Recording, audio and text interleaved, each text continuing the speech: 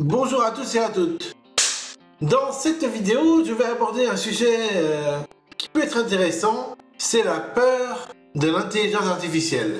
Alors, généralement, ce sont les personnes âgées qui ont peur de l'intelligence artificielle parce qu'elles se méprennent sur ce qu'elle est réellement. Ils ont peur que l'intelligence artificielle remplace l'être humain et ils ont peur qu'elle vole des emplois, qu'elle permette aux gens de perdre leur emploi parce que ça les remplace finalement. Ils ont peur du grand remplacement, mais pas d'Éric Zemmour, du grand remplacement de l'IA par rapport aux êtres humains.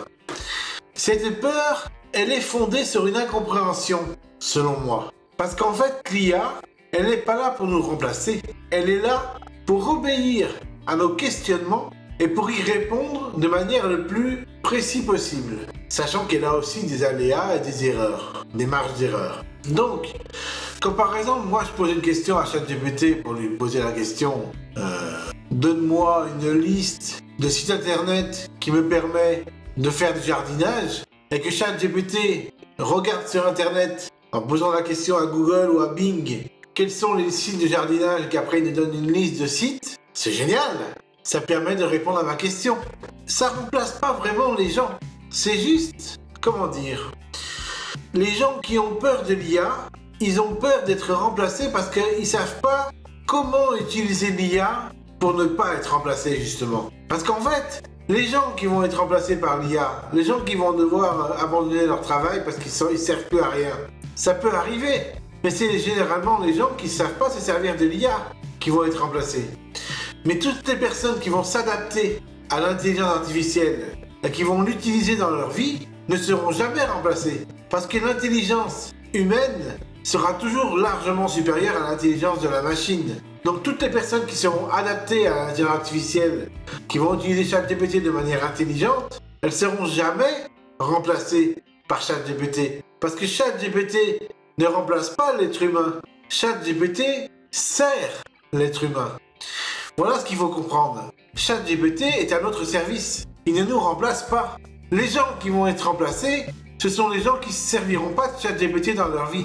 Parce qu'ils seront dépassés par les événements. Parce qu'ils n'auront plus assez de matière pour s'adapter à leur réalité. Et quand on va leur poser des questions un peu compliquées, s'ils ne servent pas de ChatGPT, eh ben, ils seront mis à l'écart. Et ils seront pris pour des gens comment dire, c'est pas que ChatGPT est super intelligent, c'est juste que manier l'outil ChatGPT permet de gagner en intelligence. Donc c'est l'alliance de l'utilisateur et de ChatGPT qui donne des résultats incroyables, dans le sens où l'utilisateur est intelligent. Mais si l'utilisateur n'est pas intelligent, utilise ChatGPT de manière idiote, alors elle ne va pas obtenir des résultats satisfaisants. Et c'est celle-là qui sera mise à l'écart par rapport aux autres. Donc c'est toujours la même chose. La seule différence par rapport à avant, maintenant qu'il y a l'IA, c'est que les gens devront savoir se servir de l'IA intelligemment. C'est la seule différence. Et toutes les personnes qui ne sauront pas se servir de l'IA intelligemment, elles seront mises de côté. Elles seront moins compétentes. Parce que l'IA, ChatGPT, ne reste et ne restera toujours qu'un outil. Même si on lui donne une conscience émotionnelle, par exemple qu'elle dise « Ah, excusez-moi de vous avoir blessé, excusez-moi de manquer d'empathie à votre égard, je vous estime beaucoup, machin. » Si on lui donne une conscience émotionnelle, ça fera pas d'elle un être humain. Ça fera d'elle toujours un outil capable de répondre à nos besoins. Donc ChatGPT, restant un outil, pourra jamais nous remplacer. Il ne faut pas confondre l'outil avec l'utilisateur de l'outil. Ce sera toujours l'utilisateur de l'outil qui sera plus intelligent que l'outil. C'est comme une calculatrice. La calculatrice en soi, elle n'a rien qui remplace l'être humain. Elle ne remplace pas l'être humain. La calculatrice, elle supplée à l'être humain. Elle complète l'être humain qui a besoin d'elle pour calculer des choses importantes qui va lui servir dans sa vie. Mais la calculatrice en elle-même, c'est que des boutons. Elle ne fait rien. Toute seule par elle-même, elle ne fait rien.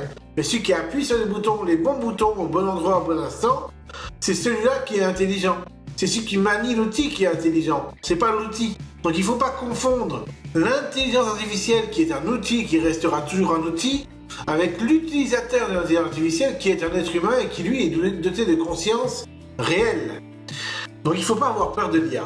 Parce que avoir peur de l'IA, ça veut dire idolâtrer un outil, mystifier un outil, croire que l'outil devient supérieur à nous, croire que l'outil est divinisé, croire que l'outil est Dieu. C'est une aberration.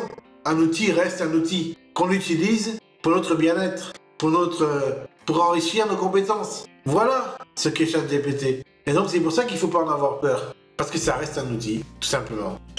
Voilà, j'espère que cette vidéo vous aura plu. Bye.